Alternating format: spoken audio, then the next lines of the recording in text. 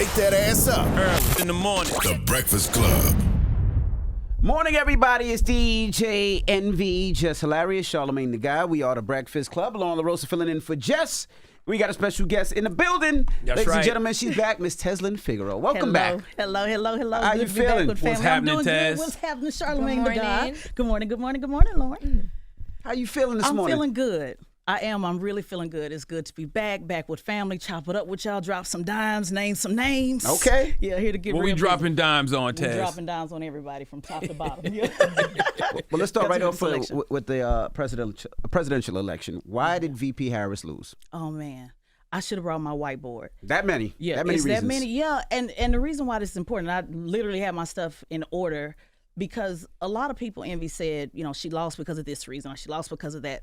And it's really, in the Midwest, a tornado requires water, humidity, wind, you know, multiple things. It's not one reason. It's yeah. not one reason. Yeah. And when I hear people saying, you know, oh, if he just did better with the messaging, oh, if they did better with the media, I've really kind of put together a list, a flow chart on how basically a colossal fuck up from top to bottom. So you doing an autopsy? Yeah, we're doing an autopsy. We're doing a full autopsy. So if we just really take it from the top, as we all said, Joe Biden should have never ran. We have to first, you know, start there. Should have never ran. He said he was a was going to be a one-term president. We talked about it multiple times. He actually volunteered that lie to say, hey, I'm only going to run one term. I'm coming in just to stop Trump.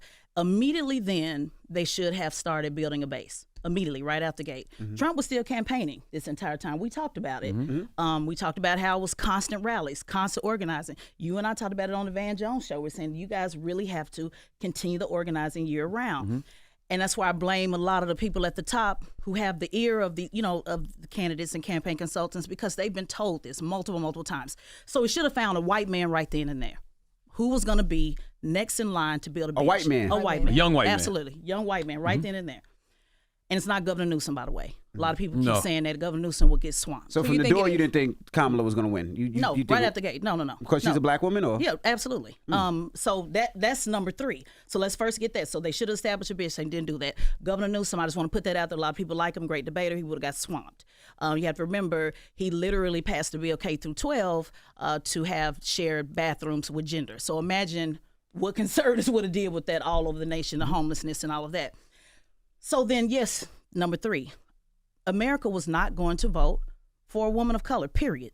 In the history of black woman and white women allyship, alleged allyship, I have never known a white woman to give a job to a woman of color before they got it. That includes even McDonald's on fries. Just not gonna happen. Have you ever a white woman ever said, you know what, I think you're more qualified. Then go ahead and take it. They didn't give it to Hillary Clinton. They were not gonna give it to her. I know there was hope. I know you talked about, you know, believing in us, but it was never about us believing in us. It was about us knowing them. It's not about being qualified. This was when it came down to saying they didn't give it to Hillary Clinton. Why would they give it to Harris? So that was, to me, an error right out the gate. But we had no choice because Biden. Yeah, I think Kamala, as a black woman, is the only reason. Well, first of all, 2 things. The last 2 elections, the Democratic Party need to be thinking black women, right? Because if it wasn't for Jim Clyburn telling Joe Biden, hey, I'm not endorsing you unless you promise that you're going to put a black woman on the Supreme Court, I'm not endorsing you. So that's what made him endorse Joe Biden. He went to South Carolina and changed the complexion of his campaign. If it wasn't for Kamala Harris in 2020, I think a lot of us wouldn't have went out there and voted for President Biden. I didn't vote for President Biden. I voted for Vice President Kamala Harris. I also think in 2024, when you look at the fact that Joe Biden's presidency was dead, like completely dead in the water, and Kamala Harris came to the top of the ticket, raised all of this money, ended up having the second most votes of any Democratic nominee ever with 74 million votes.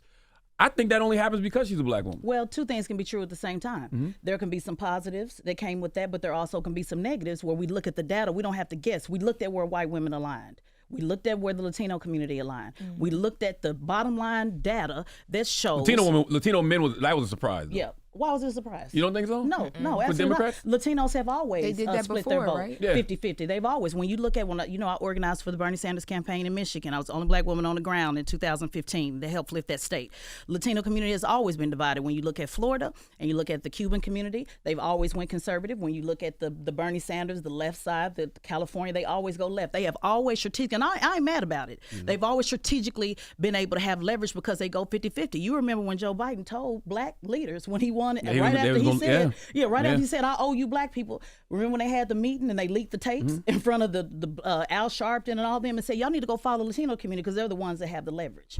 So I'm not mad at it, but we need to talk about it for what it is. There might be a black and brown coalition in New York. You know, I'm talking about that all the time. But That when you talk changed about too. that changed too. Yeah. They're moving over. Yeah. When you talk about the South, when you talk about the Midwest, and particularly when you talk about the West, there is no black-brown coalition. And it's okay for people to vote their interests. I also got news for you. Black men are conservative. Doing my Joe That's Biden right. whisper. Black people are conservative. I don't know why people want to keep, making that not an issue. So when you're talking about black men and you're talking about other black people, the majority of the country in the South, majority are moderate. I know progressives want to sell a different story, but black people for the most part are moderate, and a lot of them lean conservative. We're going to get into that when we get into the messaging. But let's just kind of go back a little bit. I agree that there was some positives to it. But when it came down to it, when we looked at race, white women, to me, just like they did in the midterm, just like they did when they were with Obama, then they went with Trump, and then they went back to Democrats in the midterms, and then they flipped back. When you're talking about white supremacy and talking about positioning, like what they did with the women's suffrage movement, I just didn't see them doing it for a black woman over them. They didn't do it with Hillary Clinton. The only person that ever beat Donald Trump is Joe Biden. And I agree. But 52% of white women voted for Clinton, 55% voted for Biden. So then white women been showing out. White women haven't shown up the last 3 elections. Well, but they were also comfortable with Joe Biden. Let's remember, Joe Biden is one of them. Let's go back to why. No, 55% of white women voted for Trump over Biden. Right, to align with white supremacy. To align, because this is about white supremacy. This is about, would they rather have their household ahead of you as a black man? Well, they or vote have with their husbands. That's exactly it. And nothing's wrong. And people need to stop. These pundits get on my nerves. They went against their own interest. No, their interest is their household.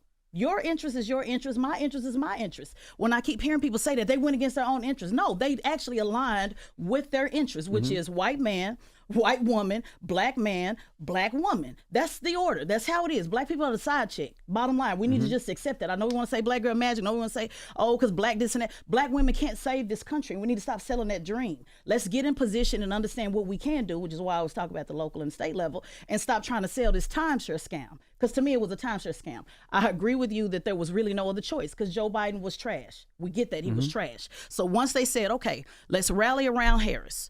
Now she's a Democrat nominee. Okay, so cool. We with that. Black women raised $30 million out the gate. Black men raised $30 million out the gate. So now we're having to deal with who dropped this bag, who dropped this $1 billion bag. And that's the issue when we get into how they spent the money. I didn't think she had a chance in hell, but once you decided to move forward, okay, so what do we do with the money?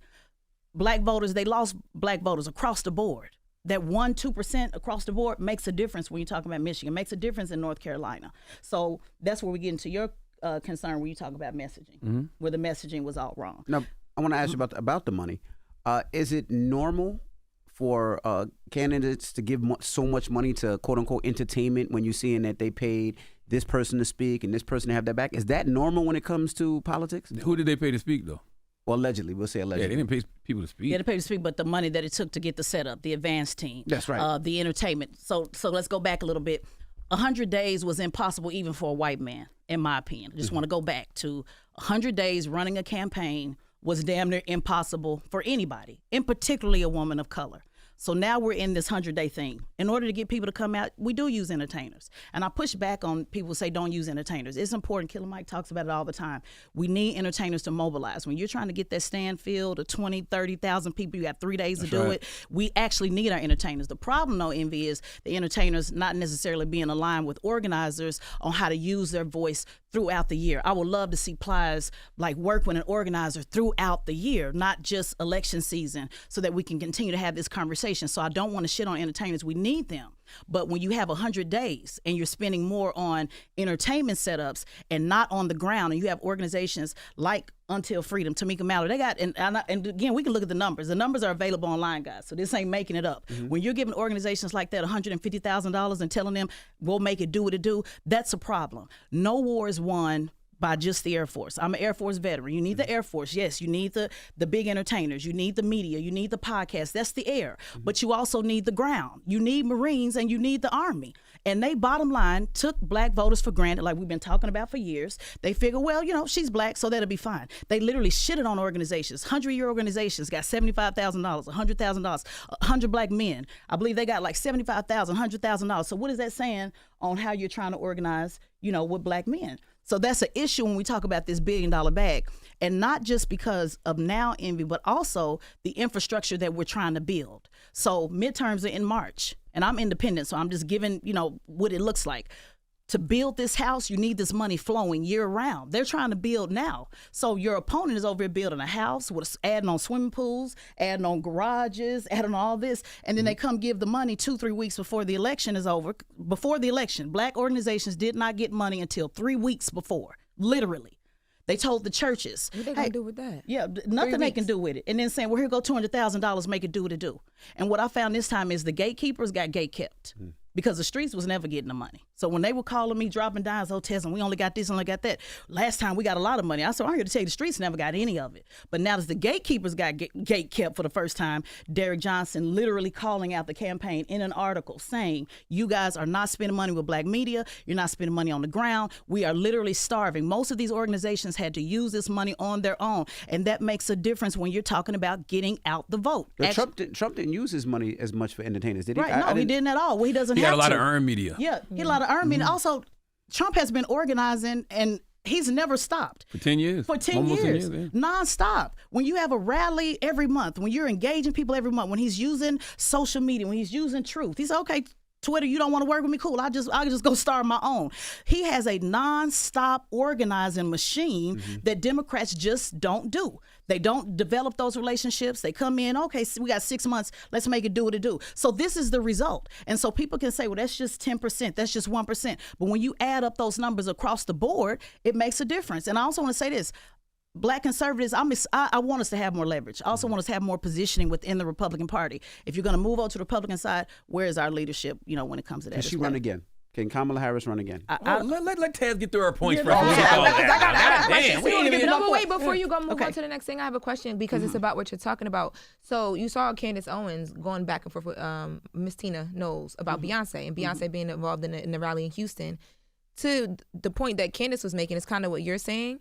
Do you think that, how do you utilize a major celebrity like a Beyonce, because she's not going to be on the ground, and what should Kamala Harris's campaign have done better utilizing a big celebrity of that nature? Because she's getting I think she did, dragged for it because they're saying it looks unauthentic, and Candace Owens is saying it looks unauthentic, and this is why you didn't win. But Beyonce's not going to be outside. Like, you get what I'm saying? So how what do you you just said utilize is true, Taz. Like, they filled the stadium in Houston. Right. Because of Beyonce. Yeah. You have to fill the stadium. And I'm an organizer first before I'm a pundit. So when we use people like that at a time who never knocked on no doors, I kind of discredit what they're saying. She has to find talking points to talk about her opponent, period, point blank, when it comes to Candace Owens.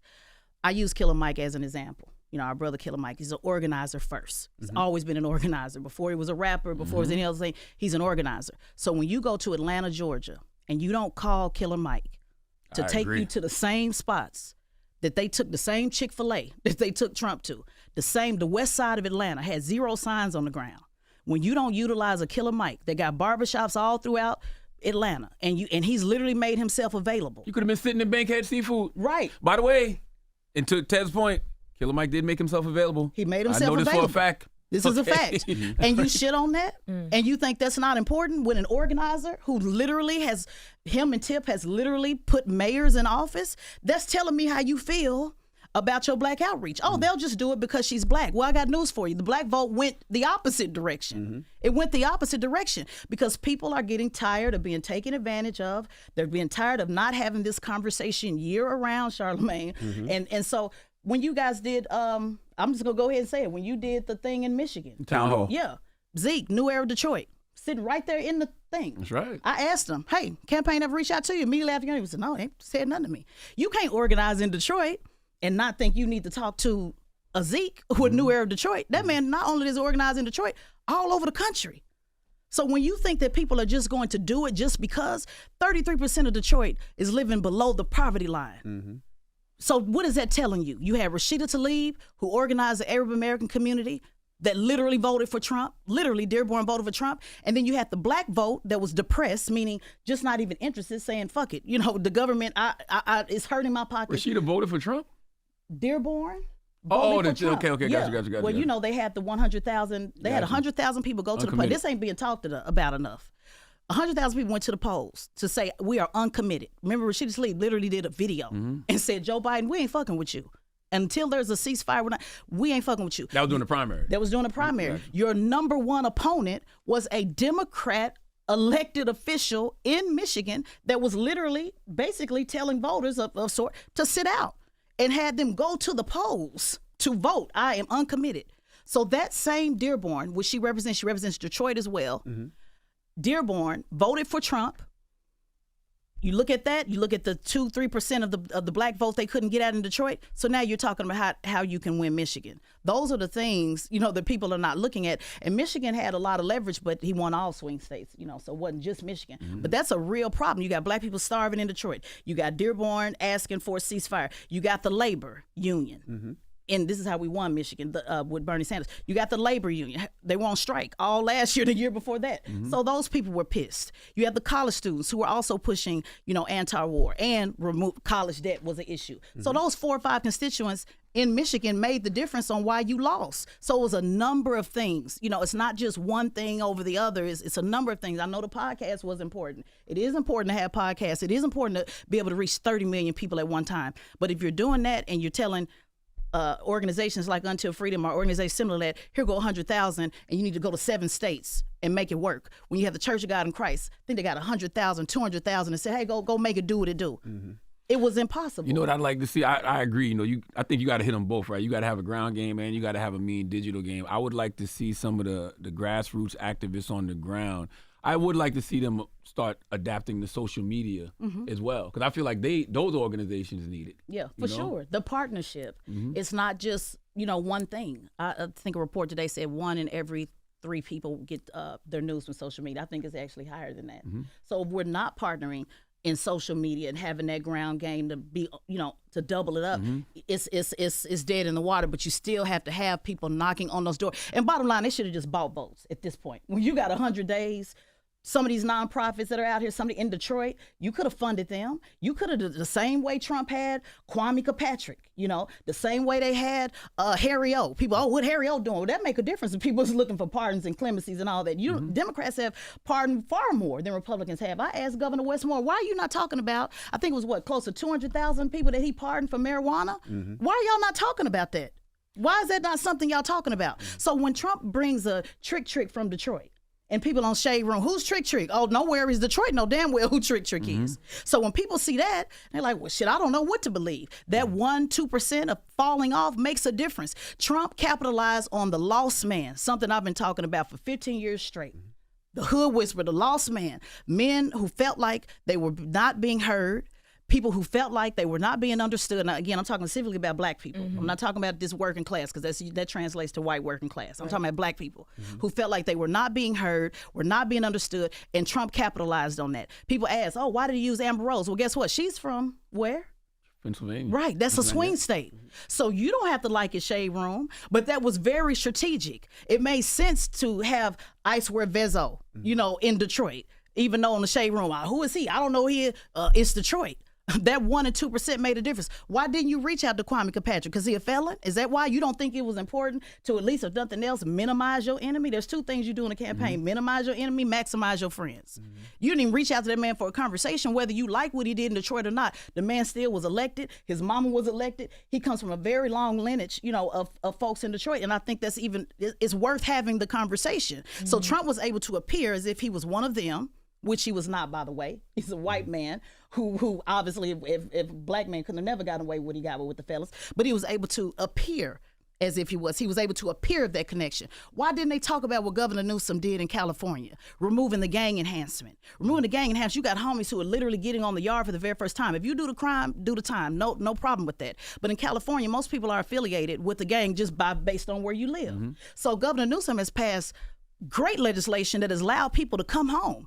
That has allowed people to actually get on the yard for the very first time. I got 10,000 homies right now in LA that were organized for the next governor just based off that one thing. They didn't talk about those things, Envy, because they sit in this elitist positioning of let's just not talk about that, let's just vote, let's go high and go low. And Trump was able to capitalize on that, and that made a difference when you're talking about a 10%. Yeah, I think it's hard for them to capitalize on something like the Newsom thing because it is something that's regulated to California. Like the First Step Act was a federal law that that he did a phenomenal job of showing, look, I bought this person home and I bought that person home. And like there was other people on social media that would talk about, man, my people just came home because of the First Step Act.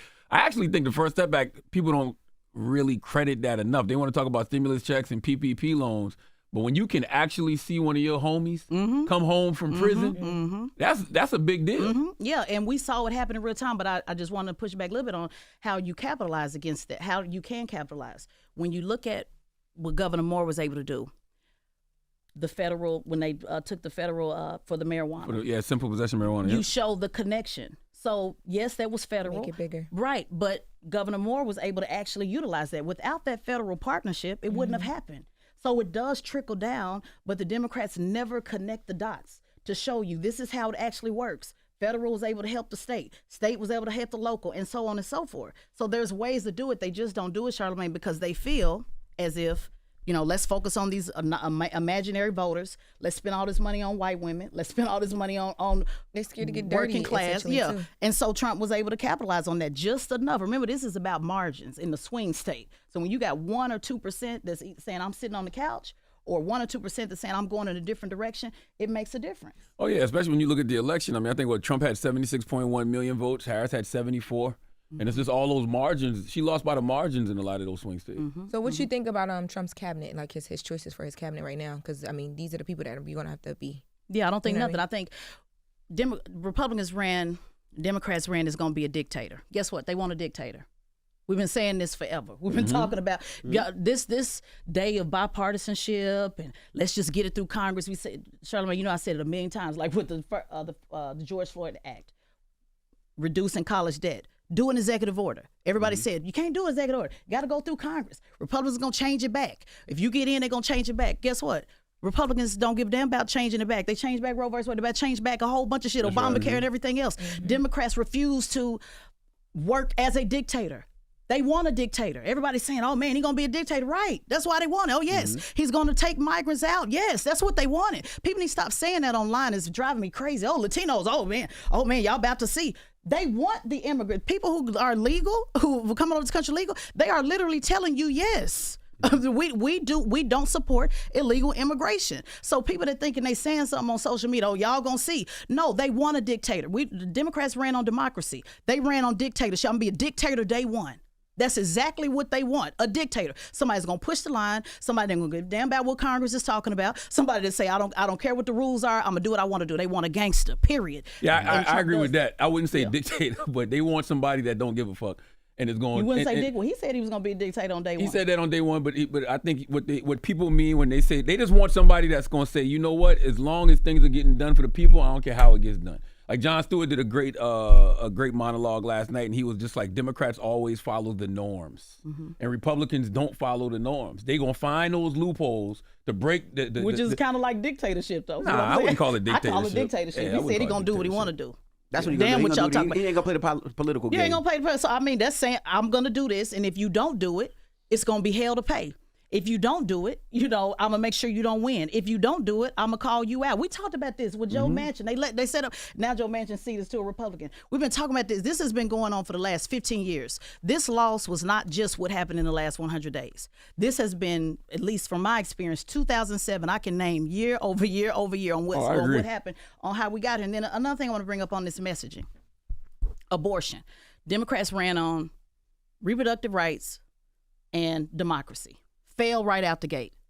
You had states like Arizona and Nevada that had abortion on the ballot. So Democrats' mindset is, let's put abortion on the ballot, and that's going to bring, people, so people know, get out to vote, GOTV, that's how you get out to vote. Oh, they're going to go to the polls now, that abortion's on the ballot. Well, what you did, meatball head, you actually allowed Republican women who were pro-choice to actually vote for abortion and still vote for Trump. There's no rule that says if you support pro-choice that you won't vote for Trump. So Republican women in Nevada and Arizona literally had the opportunity to bring abortion back and still vote for Trump. So Democrats shot themselves even in the foot if you were expecting women to go vote for reproductive rights because you gave them an out. And then that was a mistake out the gate. Look at Michigan. You can get an abortion in Michigan. So that don't land anywhere. I know people want this idea, especially black voters, because we like to take care of everybody and, what about them in Texas? But the average person is voting their personal interests. Can't see past their bills. That's it. And if I can get an abortion in Michigan, what matters to me if you get it in Arizona or Nevada or whatever it was? So when you're running on reproductive rights, which I think was a mistake, and just democracy, people didn't give a damn about democracy. We talked about it when I was sitting here in 2018. That was the first question you asked me out the gate. Well, what do people think about it? I said, they don't give a damn. It's white folks. They don't give a shit about no insurrection. They'll do it again. This is what's been happening in this country for 400 years. So the messaging was wrong out the gate. We talked about that, not running on the economy, not running. But I still think, though, even if she would have ran on all of those things, they still was going to vote for, they still would have rather voted for Joe Biden half-dead weekend at Bernie's. I don't think so, They didn't even win Scranton. Joe would at least won Scranton. He would have won Scranton. Yeah, he would at least won Scranton. Harris lost Scranton. I think Joe would have got like 65 million votes. Okay, so if what you're saying is true, what was all? Because I felt how you feel now is how I felt in the beginning, and then when I saw all the excitement and the money moving and all of that, I was like, we got a chance. Yeah. What was all of that then? Why was that there? Joe just. I didn't think Joe would win either, but I didn't think he was going to go. But he should have held the L. Joe wouldn't have got close. Yeah, when you got the donors saying we're not giving you no more money, Joe, you didn't have no choice. That's right. Yeah, that's right. So let's be clear. They did not have a choice. Because George After Clooney and them debate, said, it was bad. they said they didn't have no choice. So two things be true at the same time. They had to put Harris in, no doubt about that. I'm not disagreeing with that, but I still don't think they would have voted for her. They just wouldn't. They're just not going to give something that they didn't get first. Did she do the best that she could? Yes. Did she do everything they told her to do? Yes. Did she have 100 days to do it? Yes. This is not about shitting on her. This is about setting up a woman to fail in 100 days to do the damn near impossible. Right. I think Joe Biden should have took that L. He's the one that said, he was going to run. He's the one that sat up there the entire time. They didn't build the bench. Let him take the L. Why now are you putting it on? She said bench, by the way. Yeah. No, it sounded like they didn't. No, I was with you. They ain't built the bitch. I thought you meant because don't do that to my bitch. Like I thought it was like the friendly bitch, well, like not the don't do that to my bitch. So let me ask you earlier. So can she run again? Would you advise her to run again? No, do you think she should run again? You think it's a wrap? Because it's again, we got to stop with. I don't know what this obsession we got with federal. I'm going to keep pushing that.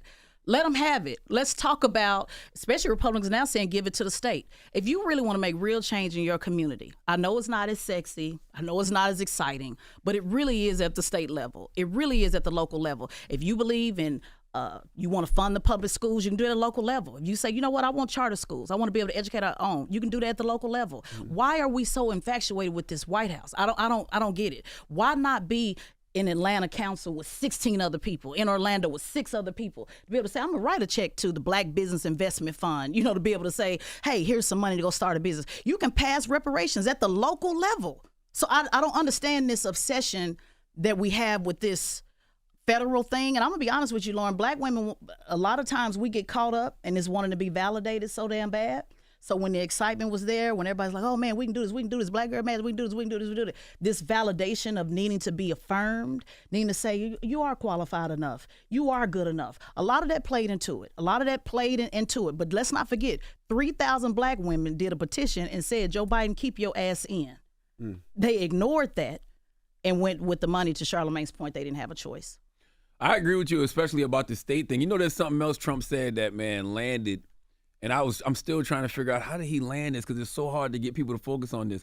The abortion thing, right? He told them, I want it to be in the hands of the state. So whenever you would have conversations with people about, abortions on the ballot, they'd be like, no, Trump just wants it to be in the hands of the state. I've never seen a politician convince people on a national level it's going to be local and that's fine, and they buy into it. Well, Trump can get anybody to buy anything he say. I mean, he's a total. Democrats have never been equipped to run against Trump. Let's just name it. Let's just name. They've never been equipped to run against him. He's too petty. He goes too low. He don't give a damn what y'all talking about. And he's an entertainer first. He's an entertainer first. Yeah. And so they've never been equipped to go against this man, never. But to your point, Charlamagne, for those that understand the states' rights, and when you go back to Reagan, the reason why Black people are against it is because what it does is it disenfranchises us even more. So if you're saying, okay, in Oklahoma, You can't get access to health care, but you can get access to health care in California, very liberal. These are folks that can't just pick up, and go to California to get what they need, don't have the money. So it affects poor people in a very bad way, the states' rights. But conservatives, they like states. Give it to the states. Their mindset, if you don't like it, move somewhere else. But not enough of us have the resources to just move, to somewhere else, to just move where things, may be favorable to you. So as black voters, we're always trying to carry the least of these and everybody else and think about everybody else. But the reality is, Charlamagne, people are only looking at what's in front of their doorstep. And if I can do XYZ in Michigan, if I can have a successful business with zero regulations in Atlanta when COVID happened, when Governor Kemp, a lot of we don't like Governor Kemp, but Atlanta was still thriving. Black business was still thriving. Georgia was still thriving. So when people look outside their door, remember when Governor DeSantis reduced the gas, when they was talking about you can't do nothing about the gas when gas was so high. He said, oh no, I can do something about it. This is why I can talk about state. So when people remember that, even though there's more liberal, more Democrat voters in Florida, people remember what affected their pocket. And that Republican governor made a difference. Kemp in Georgia made a difference, was passing out Kemp cards. He did the same thing Trump did. When he signed his name, he gave them Kemp cards. People remember that. So you can have a state with a Democrat governor like North Carolina, but they still went with Trump because they're looking at how does it trickle down. You can have a state that flipped and went blue, but have a Governor Kemp who's a Republican. People like their governors. People don't have to like Texas. You don't have to like Texas in New York, but your money gonna go far in Texas. Ask any felon in Texas. They working in oil fields, $18 an hour, $25 an hour, $30 an hour. That makes a difference. So even if they don't like Republicans, even if they don't like Trump, when you're looking at how that affects your money daily, it makes a difference. And that's where they lost as far as really trying to understand, the economic conversation, especially with black people. What else we got on the list? Because I know you got something on that list. I got a lot on the list. I kind of want to just deal with Michigan quickly because I do have some concern with that. I mentioned Rashida Tlaib, and I'm not mad about, how she was able to organize her voters.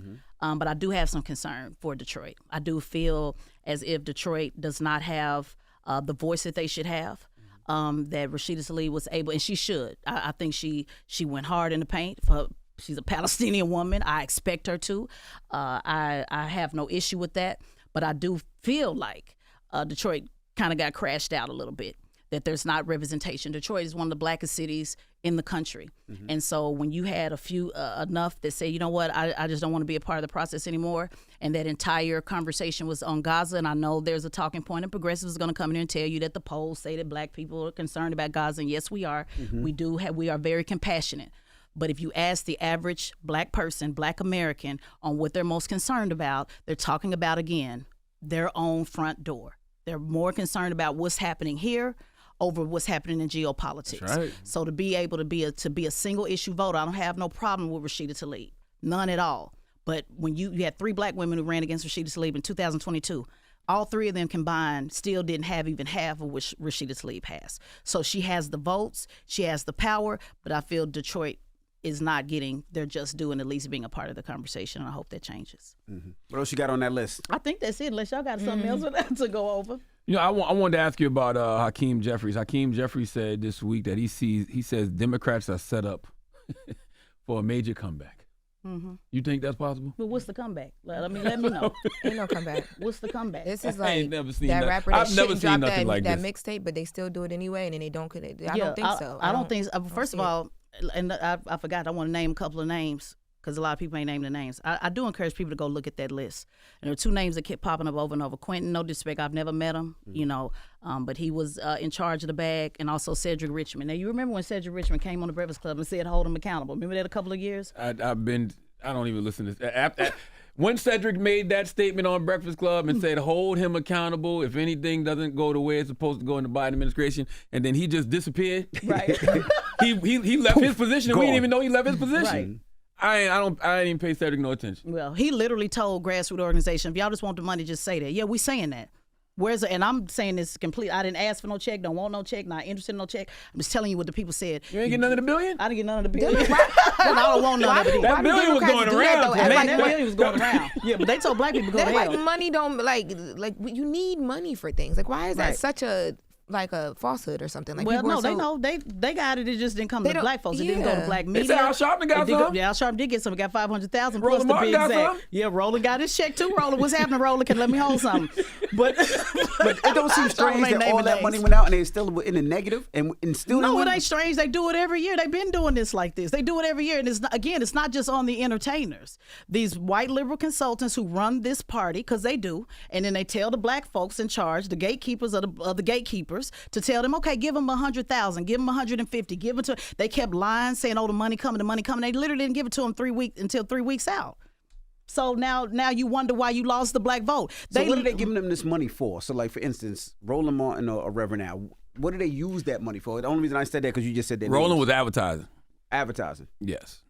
I don't know what Reverend Al was for. Well, Reverend, they gave, we really naming names, ain't we? Yo, y'all They gave did. it That's to what I'm them. just asking. Y'all put the numbers Well, out they there. I'm gave it just to curious. National Action Network. Okay. They gave a donation to him. Yes, 2 donations of $250,000. Yes. Yeah. And so that organization is an organization, that works year round, I guess, allegedly for, and I'm not saying that, to be funny, but, for outreach. But again, it can't just be on just Reverend Al. Gotcha. It's not No, I'm just just on, asking. I'm glad. No, I'm saying I want to be clear. You can't just continue to keep spending money just on Reverend Al. These organizations are, why are you not connecting with these grassroots organizations who are literally struggling to give them the money so that they can organize year around, in order to keep people engaged. And bottom line, buy votes. That's what they did with the Latino community. Mm-hmm. They put in the midterms, they put 30 different community centers in Florida.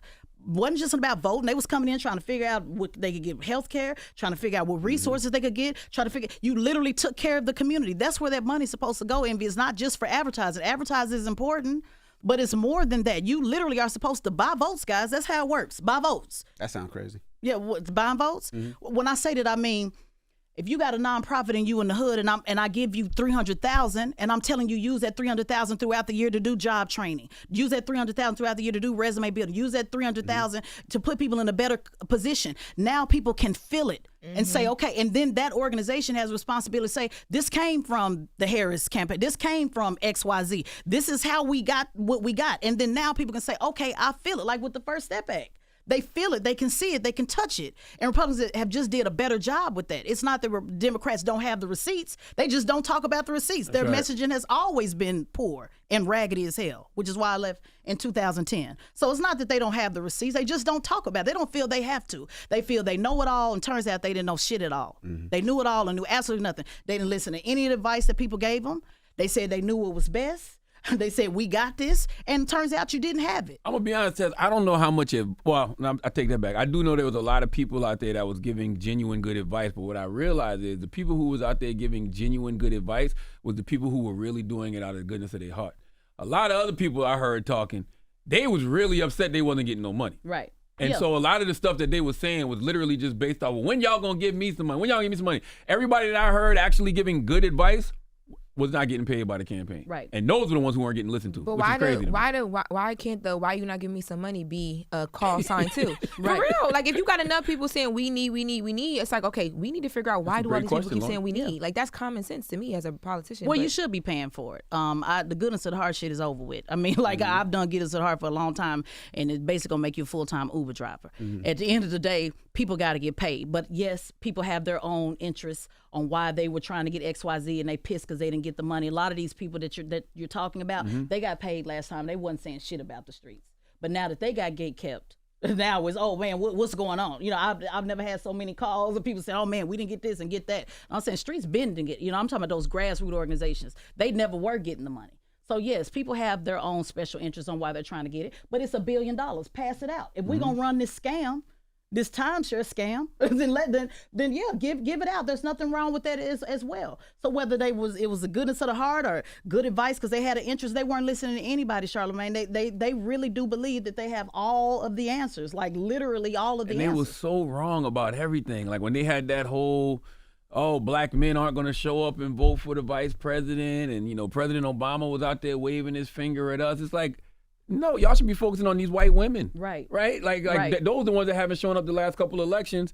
The Latino men, I didn't hear them putting the real emphasis on that either, but the Latino people didn't show up for them. So it was just like, I just saw them make mistake after mistake. Another thing I would say is you had a presidential campaign that had trouble connecting with the working class, right? Because they had a bunch of consultants who got backgrounds with these giant companies. Do you think that they should just bring people on these campaigns that are literally from the grassroots? Because to me, those were the best ideas coming from. Yeah, okay.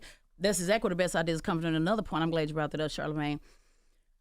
When also a lot of fringe groups, people that were giving them hell online that they ignore, that they say, oh, that's just, that's just them talking. Oh, that's just them talking. That's right. Again, minimizing your enemy.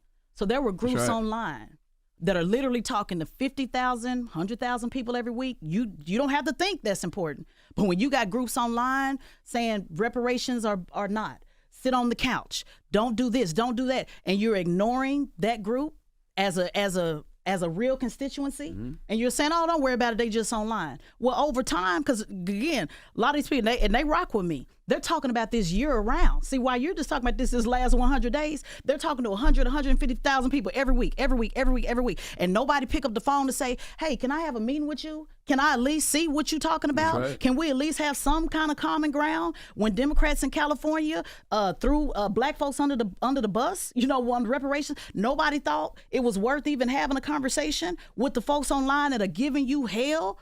When you look at people, I'm just going to say it, the homie Tariq Nasheed giving them hell online every day. Nobody think you to call and say, hey, y'all did a whole rally on reparations in D.C. Let's have a conversation. What can we do to at least hear what you say? So when you do that, that just continues to motivate them to keep saying over and over and over, they ain't fucking with us. And that makes a difference when you talk about 1% and 2% in these margins. I agree with you wholeheartedly, and I think it's about when you do it. To your point earlier, everybody who's thinking about running in 2028, they should start campaigning now. Right. Don't wait until the year of the election to start reaching out to these different people, because then it looks fake. It looks like it's not authentic. It looks like you don't really care. Start making those connections now. But let me ask you a question. Do you think it should be that, like Charlamagne said, or do you think we should take a page out of Canada's book and out of France's book where it's like there's a cap, there's a specific time limit, you know what I mean? Because people get fatigued. And after a while, people are like, F all this ish. You know what I mean? Do you feel like we should go more into that? Because now it's almost like big bank take little bank. You know what I mean? As far as campaigning is concerned? Yeah. Oh.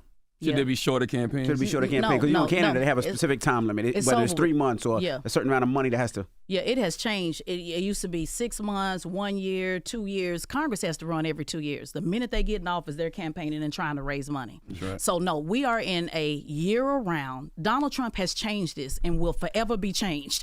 This is a year-around effort, year-round. Resources year-round. That's why I do my training, Push the Line, nonpartisan training. Year-around, getting people in position. That's what Project 2025 is all about. People can think it's fake or not fake, but that's all about putting people in position, putting people at the commissioner level, putting people at the state level, putting people at the state. If they're not investing year around, if you're gonna bring Plies into the game, then Plies partner with somebody like myself or somebody like somebody else to help bring this noise year round. Because what happens is the day after the election, you go back to talking about what you're talking about before, and now you got to start the machine all over again. Well, Plies ain't said nothing from the car since the election. I see Plies talking about Starbucks and all kind of stuff. He did say he had woke up. Remember, he said he missed the election night, but he woke up and saw. He did say that after the election. But since then, I ain't seen him. Plies talking about Starbucks and women feet. Right. I ain't seen him talking about and that man, I love Plies. I ran for office in 2011 in Orlando. First person I reached out to was Plies. I talked to his manager. He said, Plies don't do politics. He's not in politics. So to see him doing this now, and reached out to him again since then, by the way. Reached out to his manager to say, why don't you help me get these people trained? You have a voice.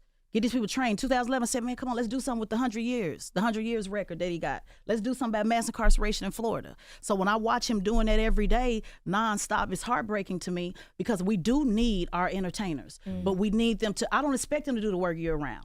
Entertainers like getting applauses. And see, this work is about getting boos. This work is not about applauding. They only want to be, no disrespect, but entertainers like responding to the applause. So the minute you start booing them, the minute you start saying, I don't like you. What we saw with Ice Cube when he took a chance and went out there and talked about, the state of Black America, people started booing him, and we ain't seen Ice Cube since either. So that, and people, you gotta be able to take that smoke. They can't take, and then they say, "Well, I don't blame Cube for leaving," but I do though. I love it. When he leave? No, I love being in the trenches. But I like it. I blame you though, because homie, you done set up here and got it. I done reached out to Cube too. You got everybody excited. I don't expect you to do the work year round, but partner with people that can, because we need people like that. Glorilla, come talk to your homegirl. Like Glorilla need people in her ear too to know she got a hell of a story. Why are we not connecting her with people that actually know her story? Sexy Red, oh, we don't need Sexy Red. Yes, we do. She a whole dime move. Maybe y'all don't know how to talk to her, but she can go partner with some of the homies that not even on the list at all, not even on a voter list. When you bring 10,000 people into the fold, 15,000 people in the fold that's not even on anybody's list, that nobody's free, that's how you win these elections. That's why Trump was able to make that difference on people who were not engaged at all. But in order to do that, you have to do it year round. You cannot do it 90 days before the campaign. It's never going to work. Tez, I agree with you. I think what we're saying is, because I think this is what people think. People think that entertainers are the leaders, they're the generals. They're not. They're the soldiers. Right. And you want them to be the soldiers. Right. To go organize the people to bring them back to the actual generals, the people that actually do the work. Absolutely. Yes. Absolutely. And y'all can have the mic. We ain't trying to take the mic from you. Like, we get it. To get the mic. But pass it on to people that are really, really, really trying to do it. I will do the heavy lifting. The organizer will do the heavy lifting. Our platforms are never going to be as big, as a Cube or a Glorilla or a Sexy Red. And I don't want to discourage them to get out, because that's also what's happening. Because now they done put their clout on the line. And then now you got entertainers like, I'm not getting in that shit again, man. Fuck that. Oh, yeah, especially when the candidate loses. Yeah, when the candidate loses, exactly. Because you don't right. put them in position to make it seem like, oh, all we got to do is have Beyonce get up and talk. And it's all, and now you got her, look, like you said, with the candidate on. People calling her out. And that's not on her. It's not on Beyonce. It's not on these, but you do need people to get people to the stands. Right. But it's the year-around organizing that they just refuse to do. So I want our entertainers to stay in the game. I just want you to partner with organizers that really actually give a damn about this work. Because we really do, year around, and we don't have enough killer mics, in my opinion. Tell them how to connect with you and your Push the Line movement. Yes, Tez. Push the Line, politics until something happens. And thank you guys for supporting that. When we did, I guess it was 2 years ago, when I came to the Breakfast Club, we had over 300 people, that came to Atlanta on their own dime to learn how to be candidates, to learn how to be operatives, to learn how to be organized. It's a nonpartisan training that I created. These people flew from all over, L.A., Dallas, Houston, New York, in the room, 300 people. That's why when people tell me, don't nobody want to do this, they're not interested. That's not true. Jay was there in the background. She came to the training, came all the way from D.C. These people were outside at 6 a.m. in the morning, in the rain, to learn how to do this. They want the training. They want to know, how can I change on the local level? But we just don't have enough support to get around it. So I'm asking people to text, Push the Line, all caps, Push the Line to 66866. And I'm trying to get partners, guys. People over 50 cities have said, can you bring the training here? But You're teaching people in the training how to organize. How to organize. Okay. If you want to be a candidate, if you want to be an operative, if you want to be an organizer, whatever it is you want to do, I believe my training is one of the best. And the reason why is because it truly is a military mindset. It truly is cutting through all the bullshit. I've been to all the trainings. I've been to Congressional Black Caucus training, White House training, Yale Women's School, Law School. I've been to them all, and all of them sell a bunch of bullshit, respectfully. They come in and tell you, you're going to have a stab, you're going to have this or that. My training is really designed to tell you, no, Lauren, it's really just going to be you with $20. Now, how can we, move from that? So people are hungry. They want the information. I'm trying to get people to partner to help me do more of it, because I can't just do it, myself out of my own pocket. I don't want to charge people. People don't have the money to pay for it. So we're just trying to, keep building up that momentum and hopefully be able to do. So you need people to text to join, and you also looking for I need partner. Charlamagne write me a check. Oh, yeah. What you need, Tez? What you need? I'll make a donation right now. What you need? I know Charlamagne's donation. That's big. big. Yeah, let's give $150,000. We can go to Detroit. That's a lot now. But we can help get you there now. 50 people that got $1,000. It's the holiday season. Yeah, and I do want to say that also, Wisconsin. I don't know if y'all know this, largest black male incarceration in the country. The highest black femicide rate. Yes, more black women are murdered in Wisconsin than anywhere. They didn't give any money to Milwaukee at all. So now you're expecting, that's what you were expecting. And also Wisconsin is one of the least diverse state in the country. So now you're going to run a former state attorney in Wisconsin, where black men are locked up more than, this is true. Whether you like it, we got to deal with what it really is. They weren't trying to hear any of that. They shitted on Wisconsin. They shitted on Milwaukee. They used to do hip hop week there every year.